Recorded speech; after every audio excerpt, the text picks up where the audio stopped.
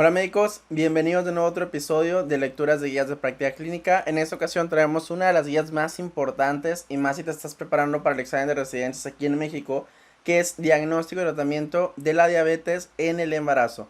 Esta es una guía con actualización del 2016, así que pues esperamos encontrar una guía un poco viejita, un poco de estas tendencias anteriores de las guías de práctica clínica y pues nos saltamos todos los aspectos generales. Y ya nos vamos directamente con la justificación y nos dice que la intolerancia a los carbohidratos, la cual se reconoce por primera vez durante el embarazo, es considerada como una diabetes gestacional y puede o no resolverse después del mismo, mientras que la diabetes pregestacional va a ser aquellas pacientes con diagnóstico previo o que se les identifica la intolerancia a los carbohidratos o los criterios de diabetes durante el primer trimestre de gestación o antes de las 13 semanas. La prevalencia es del 7% y en México se cree que la prevalencia de diabetes gestacional es de 8.7 a 17.7%. Las mujeres mexicanas por origen étnico tienen mayor o son de alto riesgo para tener diabetes gestacional. También nos habla que los pacientes que tienen diabetes durante el embarazo presentan mayor riesgo de complicaciones maternas y fetales en comparación con las no diabéticas o en comparación como las pacientes que tienen preeclampsia. También tienen mayor riesgo de malformaciones congénitas de 4 a 10 veces más, macrosomía, prematurez, hipoglicemia, hipocalcemia, ictericia, síndrome de distrés respiratorio y muerte fetal, todo esto hablando del niño, y por consecuencia incremento de la mortalidad neonatal hasta 15 veces más. Estas cosas, todos estos que acabamos de mencionar de alteraciones, son importantes siempre tener en nuestra mente que es hijo de madre diabética como un diagnóstico para los recién nacidos. ¿Por qué? Porque les tenemos que checar todo esto. Porque a lo mejor el niño necesita alguna corrección hidroelectrolítica de estas cosas. También nos dice que las mujeres que desarrollan diabetes gestacional tienen alto riesgo de desarrollar diabetes tipo 2 en los siguientes 10 años posteriores al embarazo. Y luego ya vamos directamente con la guía. Y nos dice que como consejo preconcepcional que los hijos de madres con diabetes pregestacional pues que tienen este aumento del riesgo de 4 a 10 veces de presentar malformaciones congénitas, abortos espontáneos, muerte fetal y neonatal. Ya nos dice un poco sobre las recomendaciones generales y nos dice que es ideal en la etapa preconcepcional y en la embriogénesis, o sea, durante las primeras semanas, lograr un control glicémico con una cifra ideal de hemoglobina glucosilada lo más cercano a la normalidad, que es menor de 6.5. Esto es útil para evitar o para disminuir la probabilidad de malformaciones congénitas. Y es recomendable estadificar el riesgo que tienen los pacientes de micro o de macroangiopatía con una escala que nos recomienda la guía de práctica clínica que se llama Priscilla White. En caso de que tengan diabetes tipo 1, también recuerda que todo este contexto de enfermedades autoinmunes van muy ligados entre ellas, por lo cual la guía recomienda que se midan los niveles de tiroides. ¿Por qué? Porque hay hasta el 5 al 10% de los diabéticos tipo 1 que pueden llegar a presentar una alteración tiroidea. También en el contexto de otras comorbilidades como la hipertensión, se recomienda suspender los YECA y los ARA2 en las pacientes que estén o que se vayan a embarazar. Y esto los vamos a cambiar por alfa-metildopa, nifedipino o hidralacina. Esto con un objetivo de meta en las pacientes embarazadas con diabetes gestacional menor de 130 sobre 80 milímetros de mercurio. También, pues, algo de lo que nos hablan mucho son de esas malformaciones fetales, también cardiovasculares y del tubo neural, por lo que se recomienda que en las pacientes que están embarazadas con diabetes gestacional, nosotros demos una dosis de ácido fólico de 5 miligramos, en lugar de la dosis usual que se les da a las pacientes de forma general, que es de 0.4 miligramos. Entonces, no se te olvide nada más que esta dosis de ácido fólico se recomienda su administración 3 meses previos, porque la idea del embarazo es que sea algo planificado, no algo que pasó. Aunque ya sabemos cómo funcionan aquí las cosas en México. No se recomienda que se embaracen las pacientes diabéticas que tengan hemoglobina glucosilada mayor al 10%, cardiopatía isquémica, nefropatía avanzada, hablando de una depuración de creatinina menor de 50 o creatinina mayor de 1.4 o proteinuria mayor de 3 gramos sobre 24 horas, que tengan retinopatía proliferativa activa, hipertensión que no sea controlada, o sea, hipertensión que ya lleva más de 3 o 4 medicamentos y no la logres controlar, o que la paciente tenga gastroenteropatía diabética severa. Y pues obviamente en todas las pacientes embarazadas hay que hacerles una proteinuria y creatinina en orina. ¿Cuáles son los criterios diagnósticos para nosotros hablar de diabetes gestacional? Pues primero, pues hay que identificar qué pacientes tienen factores de riesgo, porque esto nos va a servir para decir, ¿tiene alto riesgo o tiene bajo riesgo de presentar diabetes? Y en estos vamos a encontrar la edad mayor de 30 años, historia previa de diabetes mellitus gestacional, historia familiar de diabetes, IMC mayor de 30, historia de abortos o muerte fetal intraútero de causa inexplicable. Se recomienda realizar una glucosa plasmática de ayuno en la primera visita prenatal, porque en el contexto ideal esta va a ocurrir antes de las 13 semanas de gestación, o sea, la primera vez que pisan las pacientes, aunque sabemos que en ocasiones esto no pasa así, sino que llegan mucho después, pero pues como quiera. Se recomienda realizar el tamiz o la curva de tolerancia de glucosa oral entre la semana 24 y 28 de gestación en las mujeres de moderado riesgo, así como las pacientes de alto riesgo que tuvieron resultado de glucosa normal en la primera visita. También en las pacientes que tienen riesgo bajo, nosotros no vamos a entrar de lleno con la curva de tolerancia de la glucosa oral, sino que lo que vamos a hacer es que en estas de bajo riesgo de diabetes mellitus gestacional, les vamos a hacer una glucosa en ayuno en las 24 a 28 semanas. Si esta glucosa en ayuno nos sale mayor o igual a 92, ahora sí pasamos a hacerle una curva de tolerancia de la glucosa oral. Ya sea la de un paso o la de 2 pasos, en realidad pues no importa.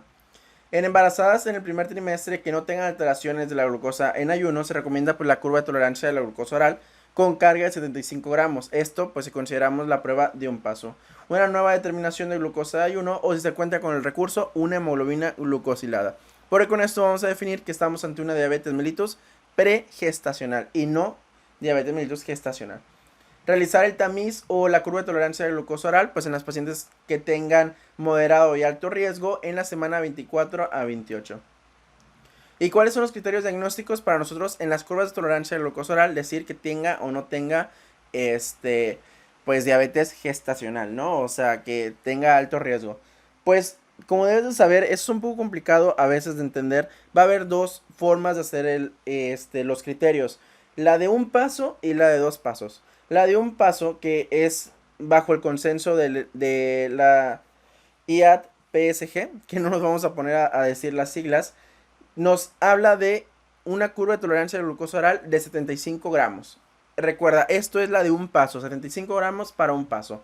Esta se debe realizar en ayuno al menos de 8 horas. Y el diagnóstico se va a establecer cuando hay uno de los valores plasmáticos alterados, que vamos a ver al final, para que no te me vayas a revolver. Solamente quiero que tengas la idea general de lo que es una curva de tolerancia de la glucosa oral. Mientras que la de 2 pasos, que es el consenso de NIH, para los que lo quieran buscar, esta de 2 pasos, el primer paso es realizar el test de O'Sullivan, que consiste en medirle 50 o darle a la paciente 50 gramos de glucosa, la cual es una paciente que no va a estar en ayuno, y le vamos a medir la glucosa en una hora postcarga de esta dosis inicial de 50 gramos. Y esto se lo vamos a hacer a las pacientes que tengan de 24 a 28 semanas de gestación. Si nuestros niveles de glucosa plasmática a la hora salen mayor o igual a 140, y también la misma guía nos dice que en poblaciones de alto riesgo sea mayor o igual a 135, entonces vamos a pasar al siguiente paso. El siguiente paso ya es una curva igual que la anterior, de la de un paso, que la vamos a hacer en ayuno, pero la carga de glucosa oral va a ser con 100 gramos de glucosa. Y la vamos a medir a la 1, a las 2 y a las 3 horas. El diagnóstico aquí lo realizamos con 2 valores alterados. Recuerda que la de 75 gramos solamente necesitamos un valor alterado. Aquí necesitamos 2 valores alterados. No existe diferencia estadística entre una u otra prueba. Obviamente, lo más sencillo, al menos a mí parecer, yo nunca lo he hecho hacia las pacientes, pero yo creo que la más sencilla es la de 75 gramos, porque solo es un paso y no tienes que andar pidiendo más cosas, al menos a mi parecer. Se recomienda realizar el diagnóstico de diabetes mellitus gestacional, ya sea con la de 1 o 2 pasos, siempre y cuando nuestro centro donde nos encontremos tenga los recursos para hacer las pruebas, ¿no? Si no las tiene, pues es poco conveniente solicitarlas.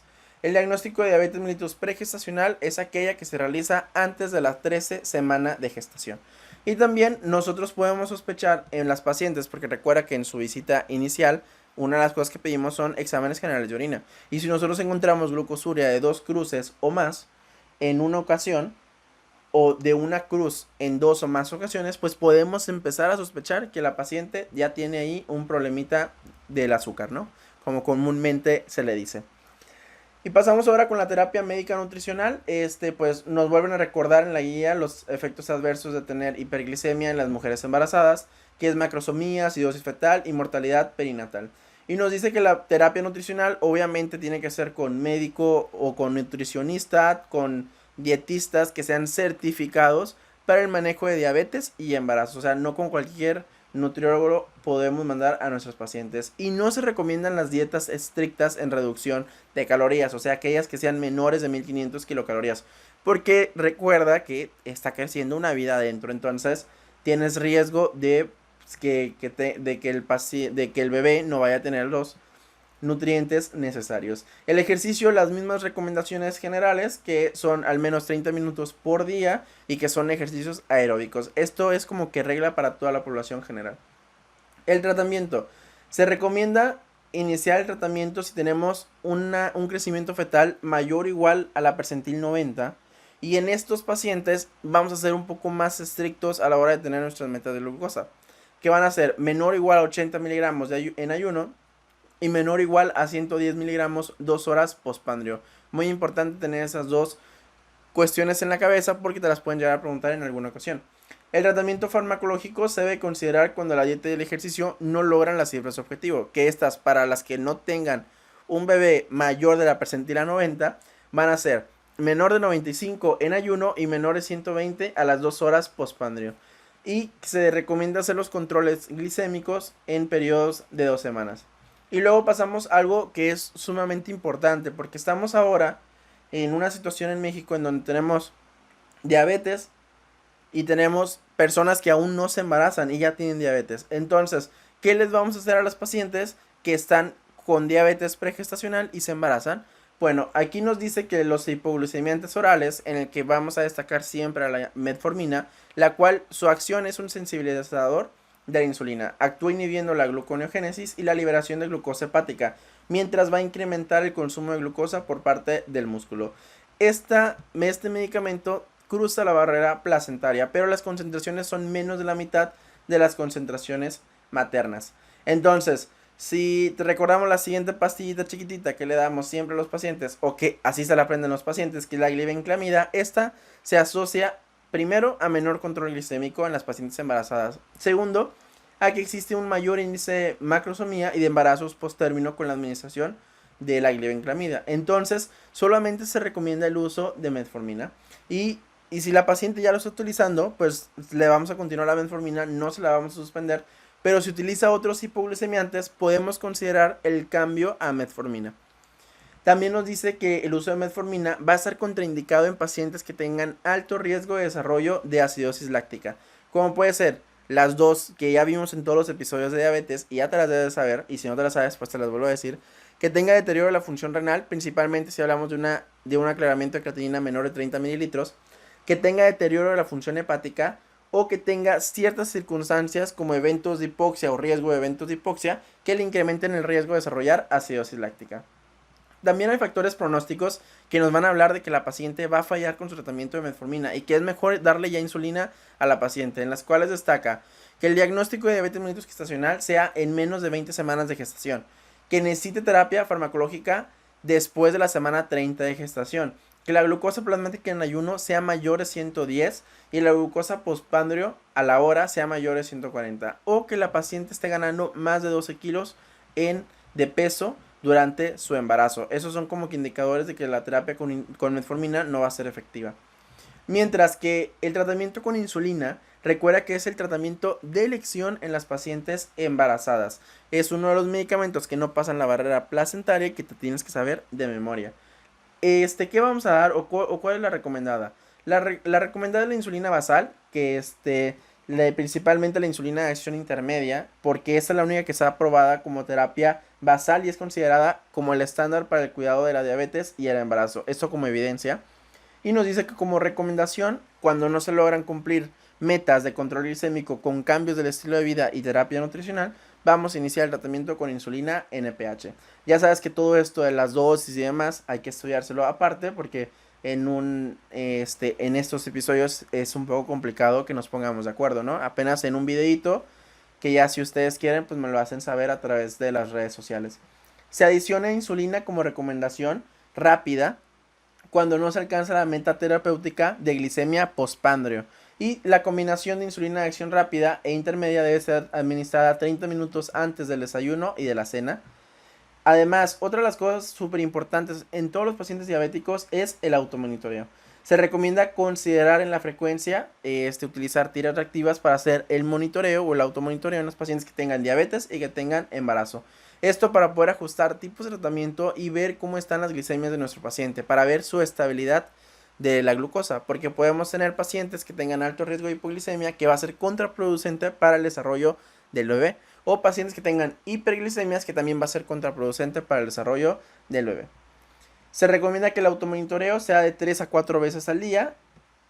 En el ayuno va a ser de forma diaria con un periodo de ayuno mínimo de 8 horas y postpandrio de 1 a 2 horas, midiéndolo de 2 a 3 días en diferentes horarios. La vigilancia materna y fetal se recomienda que en la primera visita prenatal, como a todas las pacientes embarazadas, también a estas les tenemos que solicitar todos los estudios pertinentes para hacer los controles y las acciones prioritarias en el control prenatal, como es una historia clínica completa, los exámenes prenatales que son la biometría hemática, glucosa sérica, EGOS, BDRL, grupo IRH, urea, creatinino y el ultrasonido obstétrico. También se recomienda el uso de ultrasonido Doppler para establecer el pronóstico fetal en los pacientes que tengan hipertensión, retinopatía, nefropatía, que tengamos sospecha de que haya restricción del crecimiento intrauterino o que tengan daño vascular. Y los criterios de hospitalización, pues una de las cosas de hospitalización son los eventos de hipoglicemia, los cuales pueden ocurrir en el embarazo hasta en el 45% de aquellas que son diabéticas tipo 1 y el 19% de los tipo 2. Los factores de riesgo que se asocian a hipoglicemia son la historia de episodios de hipoglicemias previas, que ese es uno de los principales, y siempre a todo paciente diabético que le vayamos a dar insulina o que le vayamos a dar hipoglicemiantes como las sulfonilureas, tenemos que identificarlos. Es algo que a veces se nos pasa, a todos se nos pasa, pero que es algo que debemos de tomarle mucha importancia. Hay que buscar esos eventos anteriores o esas historias de glucosas, porque así podemos prevenir acciones, principalmente cuando los tenemos hospitalizados, que es de las principales cosas. También cuánto tiempo tiene con la enfermedad, cómo ha estado su control con la enfermedad y cómo se ha pegado a los tratamientos. Y en aquellos pacientes que tengan metas terapéuticas muy estrictas. La vía del nacimiento la vamos a ver al final. Le vamos a comentar que es de acuerdo al peso, pero nos dice que la hiperglicemia materna y la macrosomía son factores de riesgo de muerte fetal intrauterina. Y la vía de elección pues se va a basar en las condiciones obstétricas que vamos a comentar más adelante. También nos dice que el manejo durante el trabajo de parto es que los requerimientos de glucosa van a aumentar 2.5 miligramos por kilo por minuto para mantener las concentraciones séricas entre 70 a 90 miligramos sobre decilitro durante la fase activa del trabajo de parto. Esto es importante porque nosotros tenemos que disminuir la dosis de insulina que le estábamos dando a nuestro paciente, si es que la paciente tenía insulina, cuando va a iniciar el parto y el puerperio. Y eso es lo que nos dice a continuación. Hay que ajustar la menor dosis de insulina durante el trabajo de parto y o valorar su suspensión temporal. Esto en las pacientes que están con este tratamiento. Se sugiere que durante el trabajo de parto las metas de control sean entre 72 a 140 miligramos sobre decilitro. Y la recomendación de la monitorización de la glucosa se recomienda que sea de la siguiente manera. En las pacientes con diabetes pregestacional, ya sea tipo 1 o sea tipo 2, en la fase latente la vamos a hacer cada 2 a 4 horas y en la fase activa cada 2 horas. En pacientes que tengan infusión de insulina hay que estarla vigilando cada hora, la glucosa de la paciente. En aquellas que tengan diabetes mellitus gestacional se va a determinar su ingreso y cada 4 a 6 horas. Y en pacientes con determinaciones de glucosa en hipoglicemia menores 50 o en hiperglicemia mayores 180, nos sugieren una monitorización más frecuente. Que más frecuente sería cada hora, por decir algo, ¿no? En el puerperio, ya estamos por acabar el texto de la guía, se recomienda que la glucosa se mida en ayuno de 24 a 72 horas posteriores al nacimiento. Y si está lactando, la paciente hay que ajustar la dosis de insulina a 0.2 unidades por kilo por día Y los requerimientos calóricos en las pacientes que tengan diabetes mellitus tipo 1 y estén lactando va a ser de 27 kilocalorías por kilo por día. Esto realmente es un poco complicado cuando lo estamos valorando en el hospital, porque a veces la verdad se nos pasa por alto, pero creo que es algo muy importante de saber, más que nada los requerimientos, y para los que van para obstetricia, para ginecología, que van a hacer el examen nacional, pues obviamente les tiene que servir esto, ¿no? Se lo tienen que aprender. Se sugiere iniciar en el puerperio la vía oral lo más pronto posible y agregar 500 kilocalorías a la dieta, y en las pacientes con diabetes pregestacional disminuir los requerimientos insulínicos entre el 60 al 70% de las necesidades en el tercer trimestre. También se recomienda en las pacientes con cesárea programada realizar en las primeras horas de la mañana, suspender las dosis de insulina matutina, administrar solución glucosada al 5% de 6 a 10 gramos por hora y mantener glucosas entre 70 a 120 miligramos sobre decilitro. Otra de las recomendaciones es que a las pacientes nunca se les olvide, se reclasifican, porque ya hablamos del alto riesgo de desarrollo de diabetes mellitus tipo 2 en las pacientes con diabetes gestacional. Nosotros las vamos a reclasificar a las semanas 6 a 12 posterior al nacimiento, y va a ser a partir de una curva de tolerancia de la glucosa oral con 75 gramos, con medición de 2 horas utilizando los criterios establecidos para diabetes mellitus tipo 2, o sea que sea mayor de 200. Y el método anticonceptivo que le vamos a dar a los pacientes pues va a ser dependiente de sus criterios de elegibilidad de parte de la OMS, que vamos a comentar hasta el final. Y bueno, con esto hemos terminado el texto. Vamos a pasar con los algoritmos, que también son súper importantes, pero antes de los algoritmos pasamos con los cuadros y con las clasificaciones que existen aquí.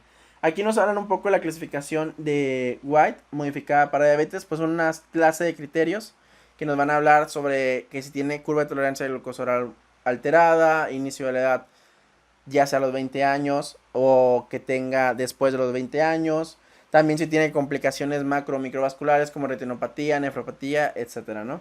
De eso se trata más o menos esta clasificación. Pero lo que sí tienen que saber es esto, o lo que yo creo que es importante, es esto del riesgo de diabetes gestacional.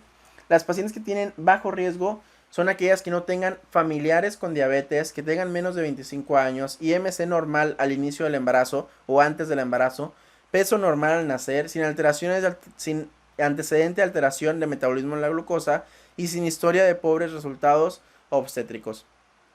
Los de riesgo intermedio van a ser las mujeres que no cumplen con criterios de bajo ni de alto riesgo. Y los de riesgo alto van a ser aquellas pacientes con obesidad severa, que tengan familiares de primer grado con diabetes, que tengan alteración del metabolismo de la glucosa previo a su embarazo, que tengan diagnóstico establecido de intolerancia a la glucosa o prediabetes, que tengan síndrome ovario poliquístico, que tengan antecedente a algún producto macrosómico mayor o igual a 4 kilos al nacer y que tengan glucosuria. Esto nos sirve para delimitar más adelante en el algoritmo qué es lo que vamos a hacer con la paciente. Y los criterios diagnósticos de un paso que les dije que se los iba a decir al final, con que la vamos a realizar con una curva de tolerancia a glucosa oral de 75 gramos y que necesitamos tener un valor alterado, estos son: en ayuno mayor o igual a 92, a la hora postcarga mayor o igual a 180 y a las 2 horas postcarga mayor o igual a 153. Mientras que los de 2 pasos pues van a ser, hay dos criterios distintos, los de Custan Carpenter y los de NDDG, que no vamos a meternos con las siglas tampoco. Aquí ya los comentamos al inicio, solamente vamos a retomar un poco que la glucosa plasmática en ayuno en los de Carpenter van a ser de 95, a la hora va a ser de 180, a las 2 horas de 155 y a las 3 horas de 140. Tenemos que tener al menos dos valores alterados. Y recuerda que esta de 2 pasos, primero hacemos un test de O'Sullivan con 50 gramos de glucosa y posteriormente hacemos una curva de 100 gramos de glucosa en ayuno. Los criterios diagnósticos para diabetes pregestacional pues son los criterios de diabetes: ayuno mayor o igual a 126, plasmática al azar o después de una curva de tolerancia de glucosa oral de 75 gramos mayor o igual a 200, y hemoglobina glucosilada mayor o igual a 6.5%. Ya lo estaba mandando muy lejos. Una de las cosas interesantes y que me acuerdo que vinieron en mi examen de nacional es el peso que debe subir la paciente. A mí me lo preguntaron del peso normal, no me lo preguntaron en la embarazada. Pero pues es algo que hay que saber. Si tiene un bajo peso, se recomienda que sea de 12.5 a 18 kilogramos. El bajo peso con un índice de masa corporal menor de 19.8. Si tiene un IMC de 19.9 a 24.8, se recomienda que la ganancia de peso sea de 11 a 16.5 kilogramos. Y si tiene un IMC de 24.9 a 29.9, que es sobrepeso, la ganancia tiene que ser de 7 a 11.5 kilogramos. Mientras que si tiene obesidad mayor o igual a 30, la ganancia de peso tiene que ser de 5 a 9 kilogramos.